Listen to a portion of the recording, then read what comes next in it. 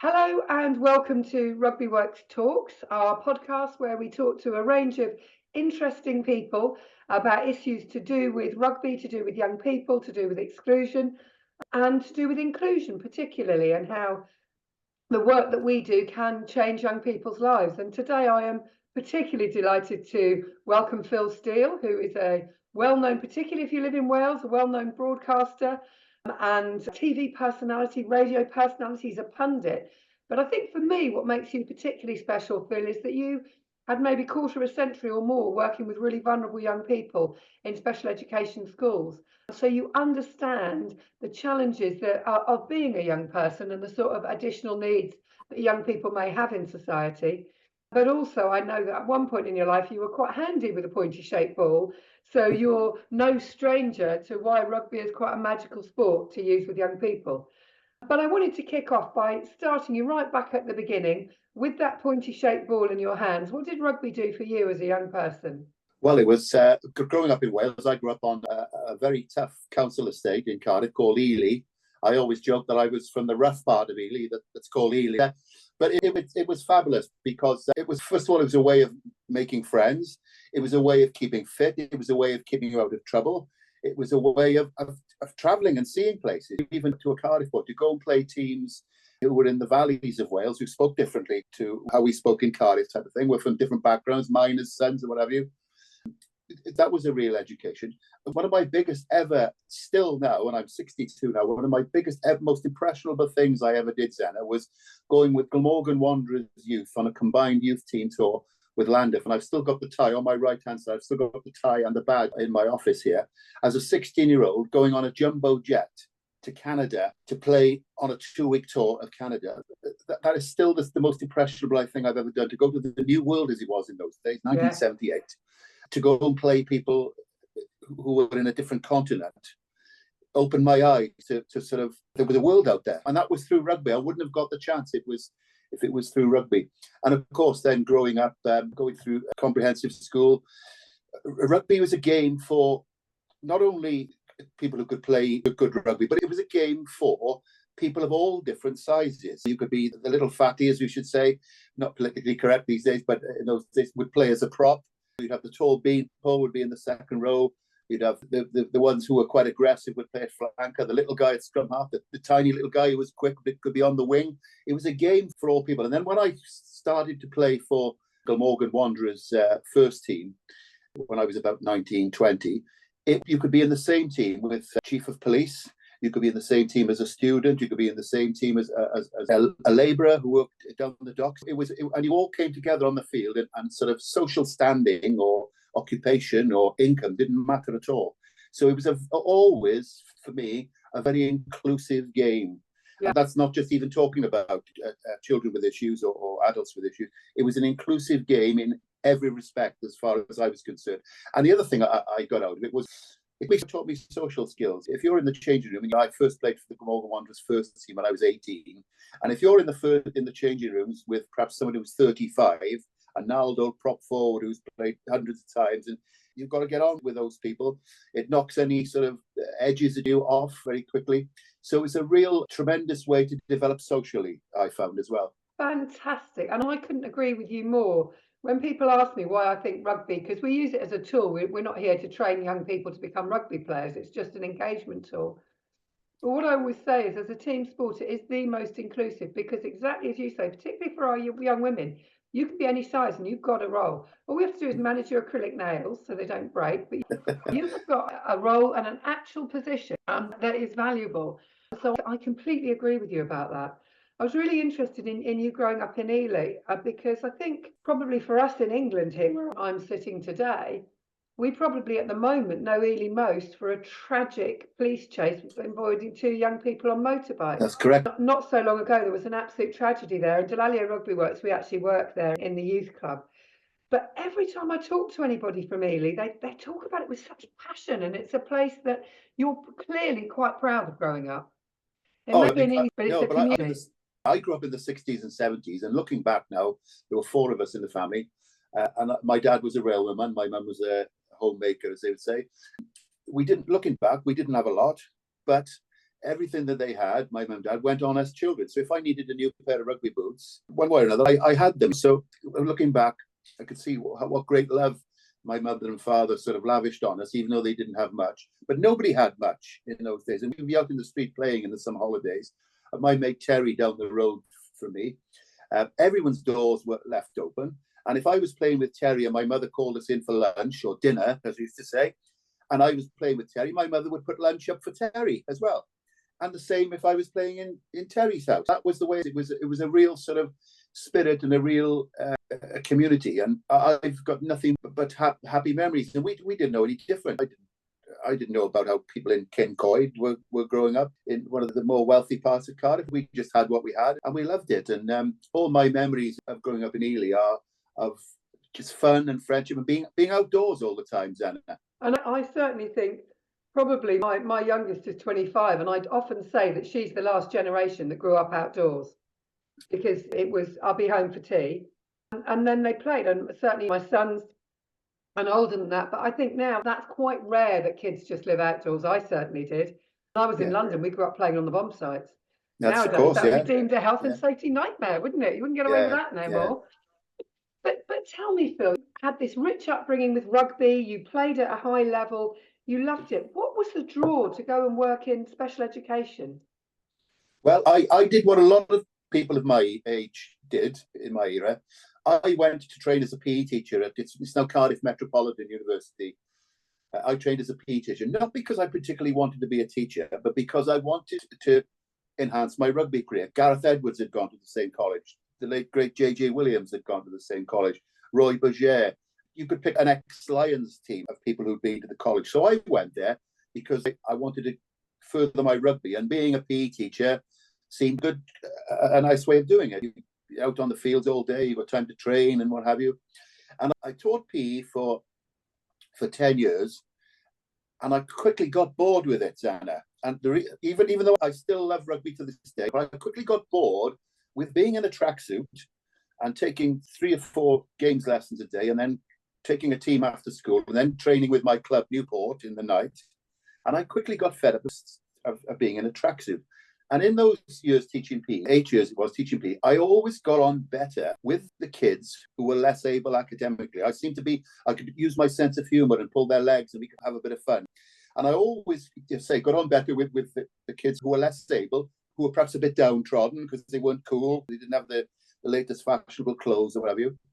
And I decided then I'd come out of PE and I'd go into special educational needs. And I taught in a school, it was a comprehensive school in the Rumney Valley, one of the they all call them mining valleys.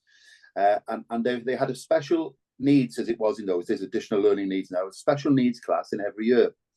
And I used to take them for maths, English, I even taught music, I even taught RE. You could teach them Arabic, really. It wasn't what you taught them, it was how you were with them. Could you make them feel good? Could you make them want to come to school? Could you make them want to come to Mr. Steele's maths lesson? And I just found that it was right at my street, suited my personality as somebody who likes a bit of fun, because what you have to do with learning difficulties children, you have to be, I was not unlike in the classroom with the children. I am speaking at a dinner. You've got to be larger than life, you've got to be fun, and you've got to make them feel good and build their self-esteem. That was the most important thing I ever sort of learned. I did a 2-year diploma in special educational needs in Kiley and Newport University it is now, back in the 90s. And that was great. I got the qualification, but I learned on the job. I've got an equity card because after dinner speaking as class is a performing arts, so I'm a member of equity. Do you know, I could have had that equity card for being a teacher with those children, because you had to be an actor, you had to feign every emotion, whatever you. But I just loved it, and if I could be the one stable role model that existed in those children's lives for the hour that they came to me, or the 2 hours they came to me, I used to think that was more important than GCSE grade A's and A-level grade A's and that sort of thing. So it just suited me. It just suited my personality, the way I am, that I always love to have a bit of fun.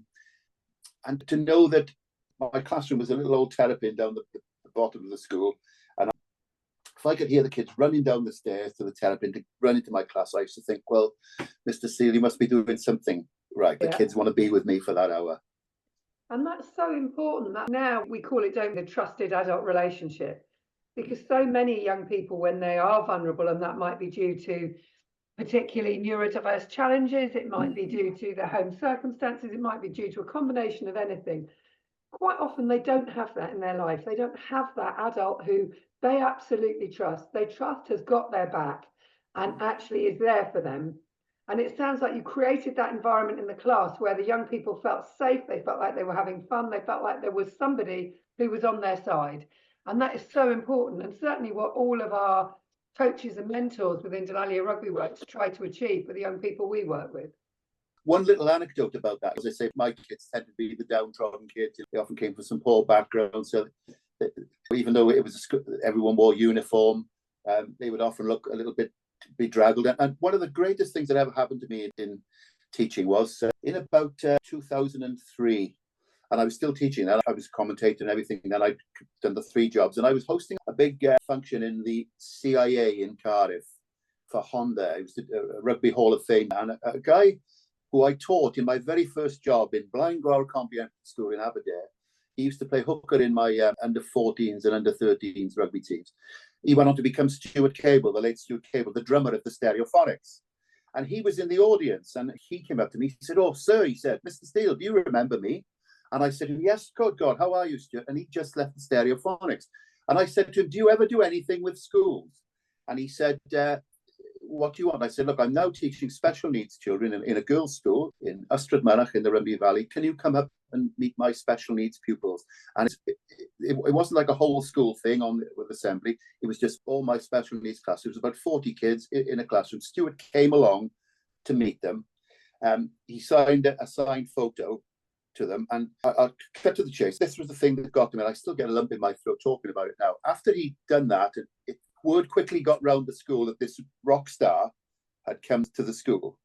And there were 6th form kids who were mobbing him as he's walking through the corridor, mobbing him, screaming, crying, saying, I've touched him, oh my God, it's Stuart Cable. And yet my kids are walking around the school with a signed photograph to Mary, love Stuart, kiss. And all these sort of cool kids in the school, special needs kids, how have you got a photograph? Oh, well, we met him, Mr. Steele knows him, whatever. And you know what, Zenna? For that one day in their school lives, my kids, you can probably see my voice going now, my kids, my special needs kids, my downtrodden kids, if you want a better word, were the queens of the prom. And I did it 4 years at college. I did 2 years to do a special needs course, as I said. It was nothing to do with academia, or it was nothing to do with education. It was just being able to use my sort of connections to be able to get somebody who could connect with the kids. And the kids for that day felt, talk about special needs, there was a capital S. Absolutely on that, top of the world. And to see those kids walking, Mr. Steele got this. One day, those children being the ones that everyone looked up to, you can't buy that. And if you hadn't had that connection with Stuart in the first place, he would never have done it, which I do think shows the power of teaching and shows the power of influence you can have, whether you're a coach or a teacher. As an adult, you can connect with young people. Obviously, hopefully you can connect with your own children, but outside of your family, and make such a difference. That's a wonderful story. They must have felt absolutely kings of the jungle. Absolutely. So there you are. And I believe, Phil, that actually your daughter's followed your footsteps and is also a teacher and possibly... Well, she's actually, I told her not to go into teaching. She's actually a solicitor, my daughter. She's actually a solicitor in Southampton, not too far away from where you are. But I've got a stepdaughter who's a teacher, a widower who got remarried back in 2013. And one of my stepdaughters, my younger one, Louisa, is a teacher in a special school for children with behavioural issues in Sheffield. Right. And she loves it. She phones her mum literally every day and says, "Oh, so-and-so kicked off today in the class," and what have you. But she says, "Oh, he's had a bit of a tough time," and what have you. She loves it. I think it takes a special person to be able to do that, which is what your charity RugbyWorks does. I think it takes a special person. I think often it probably takes somebody who's experienced something like that themselves to have the empathy. And one of the things I love about RugbyWorks is that the 2 lads I've met in Cardiff, they have also been excluded from school and have gone through tough times themselves. And I think that brings a sort of a priceless ability to connect and empathy, because the children you're working with, what they're feeling and what they've been through. Absolutely. I think that, and I think you can have that authentic relationship with many different backgrounds, but not as much by design. But about 35% of the workforce in Dallaglio RugbyWorks have had similar backgrounds to our young people. And I think you're right. I think it does mean, and certainly when you're young, I'm probably a bit old and past it now, but our young coaches, they can really talk about what it's like now and how they overcame it and how they're turning their lives around. And I do think that makes a real difference. So I'm struggling here. How's the journey when you go from being this awesome teacher, inspiring people in the classroom, to think, I'm going to inspire people on a bigger stage, I'm going to become a pundit, I'm going to get onto what? How? Well, the story with me was around about I finished playing myself in 1992. And then when I finished, the head of BBC Sport, a guy called Gareth Davis, who was a former Wales and Lions international himself, asked me would I come and do some match reports for BBC Radio Wales on a Saturday. And basically, it just grew from there. I'd always done the after dinner speaking from even longer than that. And I suppose the three careers really were similar, and they all involved communication. And so if you can stand up in front of, if you can infuse and inspire and make enjoyment for 10 additional learning needs children, speaking in front of 300 people at a dinner is much easier, to be honest, speaking in front of 300 people. Broadcasting as well, that's communication. Making something that's quite complex, i.e. a rugby game, so that it can be understood simply by people who might not necessarily be rugby fans. And basically, more and more, as I did more and more speaking and did more and more broadcasting, what I did then in 2001, when I was 40, I went down to 3 days a week in school. And then after about when I was 47, I had to make a choice basically about, because I couldn't go on doing the three things, because I was going abroad to speak at dinners like the Dubai Welsh Society invited me out there, and the Qatar Welsh Society. And I was traveling more and more with the rugby for BBC. So I had to make a decision. So I decided at the age of 47, I went full-time as a freelancer. The ironic thing was, though, that I was, not ironic, the lovely thing really is that I still get lots of invitations to go and present awards at schools and school prize giving days, school speech nights. I get often invited to speak to teachers' conferences and what have you. So I've still got a foot in education. And whenever I'm introduced to the dinner, I always make sure that they say, Phil Steele is a former teacher of special needs pupils. That's how I suppose I still see myself now, even though I'm sort of quite well known in Wales as a broadcaster and a speaker and an event host. Still, I'm Phil Steele, the teacher, really, and I don't think that will ever change. And I do think that I just this weekend threw a surprise party for my friend who had just retired from teaching. I had lots of people there, and there is something quite special about teaching. And there's something quite special, I think, about the people who go into it. And I think we have to always be very careful that government policy doesn't actually drive all the good teachers out of it, because it's become much more about an accountability framework than it has about motivating, informing, and at the heart of what teachers want to do. I think it's talking to friends who are still involved. It's very much about, yes, you said accountability, and also achievement. How many can we get? 95% A's to C's. Can we get 60%? This child at Key Stage 3 was supposed to be a grade A in GCSE maths. Why haven't they? Well, you're dealing with human beings. So there are lots and lots of variables. I remember when I taught PE in a Catholic primary school in Bridgend, and that'll come up a little bit later when I talk about one of the pupils I spoke to there. And we had a guy there, John Bertorelli, who taught in the school for many years. And it was in the late 80s when the national curriculum had just come in. And it was all about attainment targets and Key Stage 1 and Key Stage 2 and what level had they got to. Had they got to level 3, level 4? I remember coming out of a meeting and our heads were spinning. And John Bertorelli said to me, and he's dead and gone now, he said, Philip, he said, never mind about ticking this, ticking that. Have they done this? Have they done that? He said, you will never know what you give to a child just by being you, he said, and the force of your personality. And it's funny, if I meet former pupils now in school, it happened the other day. And she said, oh, I remember you, Mr. Steele. You were in, I said, oh, I think this lady was about 40. And I said, she said, oh, you taught me. And I said, did I? She said, oh, not in you, no, just as you came and covered a class, sir. one day, a maths class. You came uncovered because the teacher was away. And I said, oh, right, what did we learn? Oh, yes, sir. She said, I remember you getting your guitar out and singing Billy the Seal, which is a local folk song in Cardiff.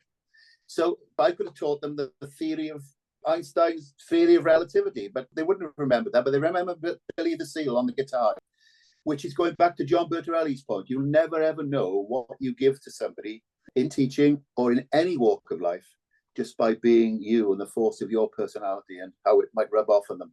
A great responsibility, of course. Absolutely.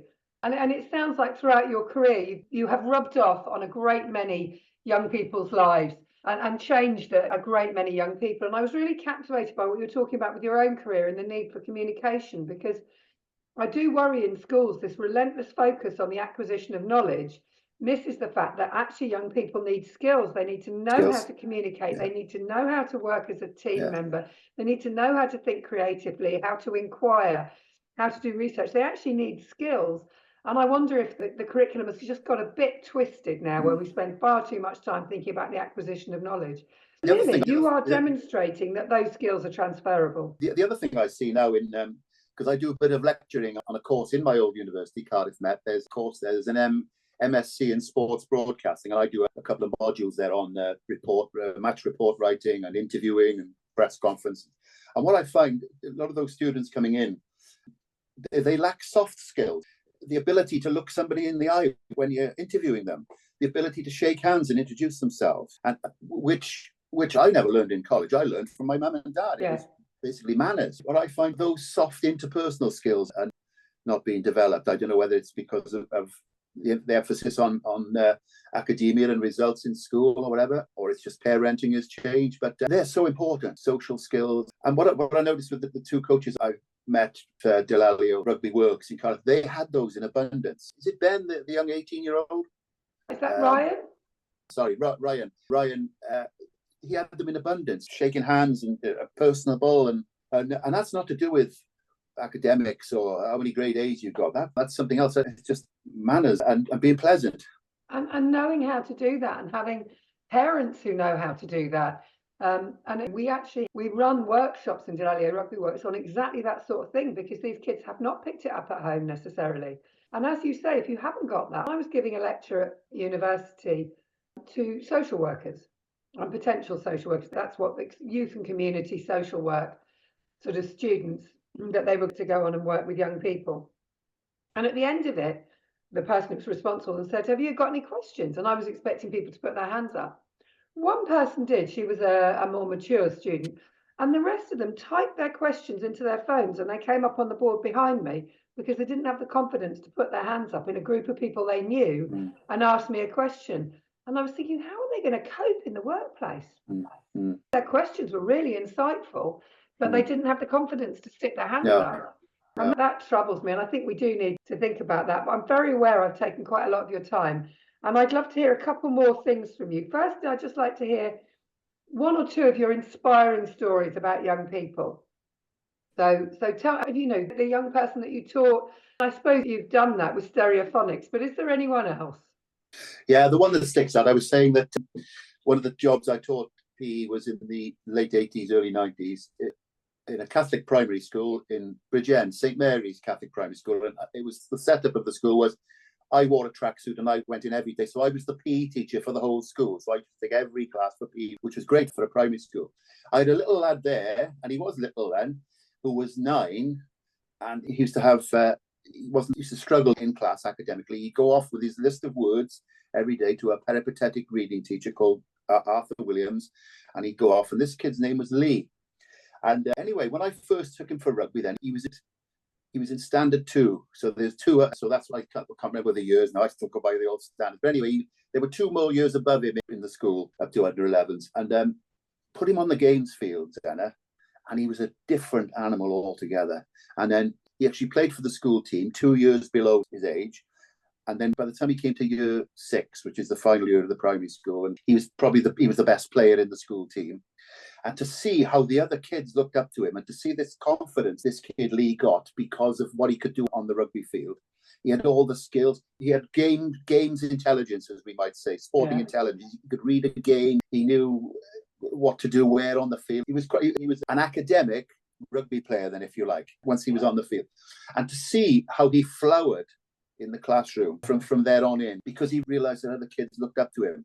He realised he had leadership skills. He realised he had something he was good at, i.e. rugby. He went on to become Lee Byrne, the Wales and Lions fullback, who I'm very pleased to say now I'll often speak at dinners with him. Yeah. I'll often interview him at a dinner. I'll sometimes commentate with him as my second voice commentator. But here's the lovely thing. So that was in 1991. I left that school. Cast your mind forward now to 2005. Wales are playing New Zealand at Cardiff, the Millennium Stadium as it was now, Principality Stadium now. And I was working, because I'm a freelancer, so I can work for anyone. So I was working for RTE, the Radio Television Éireann, the Irish station, because Ireland were playing the All Blacks the following week, and they wanted somebody to go along and just do some updates on the game. How are the All Blacks looking before they play Ireland? And Wales got hammered in the game. They lost 45-3. And bear in mind, I'm broadcasting to Ireland, right? Yeah. About 67 minutes, they made a change. Gareth Thomas came off from fullback. And who should come on for his first cap? Lee Byrne of the Ospreys. But not of the Ospreys for me. Obviously, Mary's Roman Catholic Primary School in Bridgend. And I'm actually on the air doing an update while this substitution is taking place. So I can imagine I'm nearly in tears. This kid I've taught. And I was virtually the first rugby teacher he'd ever had. The first person who'd ever taken part in an organised match with. So he runs on the field, and I've got to explain. I said something like, and the presenter said, let's go over to Phil Steele at the Millennium Stadium. How will Wales get? Well, I said they're 37-3 down, but never mind about that, because at fullback, somebody who's just come on that I told the whole of Ireland. This kid coming on at fullback, I taught him. It's Mary's Roman Catholic Primary School, and his name is Lee Byrne, and he's come on for his first cap, and it's wonderful. I forgot that I was supposed to be saying about how the All Blacks were looking ahead. And fair play, the presenter, Con Murphy, Phil, congratulations. That must be a lovely moment for you. And when they went around all the other grounds, and they were covering football and whatever, every commentator picked up and said, well, there. Then, of course, there was probably being an Irish name and being a Catholic school, so probably in Ireland, they loved that. But that was, and I just thought how I'd sort of started him off, and now I was on the air when he'd reached the pinnacle of getting his first international cap. This little lad who struggled with reading and struggled being academic in school. Funny enough, all the years later then, Zenna, many years later, when he left Wales to go and play for Clermont-Auvergne out in France, he was actually dyslexic. Yeah. That was quite interesting. It took all those years for him to be diagnosed. And both written books, and I tell that story in the book, and Lee mentions me in his book and how he enjoyed it. So he's the one I would, if you ever had to write, and this for the boys working with, and the boys and girls working, or men and women working as coaches in RugbyWorks, sport gives a completely different dimension to any other branch of academia, then, shall we say. Sport gives you so many things, confidence being probably one of the biggest. And I think it allows you to use, exactly as you described it, a different type of intelligence, which does cross over, but so many young people don't get that opportunity. And particularly now with being cut from sports-based activities and the curriculum getting narrower and narrower. And your story about Lee should give us all pause that this is what we ought to be doing more of in school. Mm. You've been absolutely wonderful, Phil, and I just want to thank you again, not for just doing this podcast, but you're actually coming to host a dinner for us, aren't you? Yes, we are. We've got the Six Nation Look Ahead dinner to Wales, England in Cardiff a week on Thursday. The speaker is, I'm going to interview Shane Williams, former World Rugby Player of the Year, 3 times Lion tourist, one of the absolute legends of Welsh rugby, the record try scorer for Wales. And of course, Lawrence Dallaglio, World Cup winner, puts his name to the charity. And I've never met Lawrence. I am looking forward to meeting him. Of course, in Wales, he would be one of the men we love to hate because he's an English international. And I must take my hat off to Lawrence because for what he's done with the charity, because it's so important. Dare I say it, it's an area that is lacking in terms of education, looking after children with learning needs and so on. Because in academia or in schools, once you insist on high standards and achievement, it's almost axiomatic that those who are not going to achieve are going to be perhaps forgotten a bit. So charities like Lawrence's are so important to help those people who were not in that academic bracket, should we say. And I know Lawrence would say himself that he had a few tough times after losing his sister in the Marchioness disaster. So it's fabulous that a man of Lawrence's fame and Lawrence's circles that Lawrence, the very corporate circles that he probably mixes in a lot of his life, that he still took time to set up this charity and still takes time to take an interest in it. So good on him. And thank you for hosting it for us. I'm really looking forward to seeing you there. And there's a good chance I might be listening to you, I think, on when I come up to Principality to watch Wales, Scotland. Will you be commentating? No, I'm not going to be because I'm a freelancer. So mostly the BBC Wales staff do the commentaries. But what I do for a match, I do a speech in a hospitality. So I'll be doing that. And then I probably won't even go to the game because I'll probably drive out, and I like to watch the game television with no distractions. I like to analyse, and the distraction will be a large bottle of Pinot Noir red, so that if you call that a distraction. But I like to watch the game and be able to analyse it and see and replay it and what do they do there. And you can't get that in the stadium. You get the atmosphere, but you can't really get the analysis if you're in the stadium. But I'm a bit old now anyway for pushing and shoving. Well, I shall be enjoying the atmosphere, certainly not in hospitality, so I won't see you there, but I shall be enjoying the atmosphere, and I really look forward to meeting you in person. You come to our dinner on the 8th of February. Phil, it's been an absolute delight to talk to you. Thank you so much for giving me your time.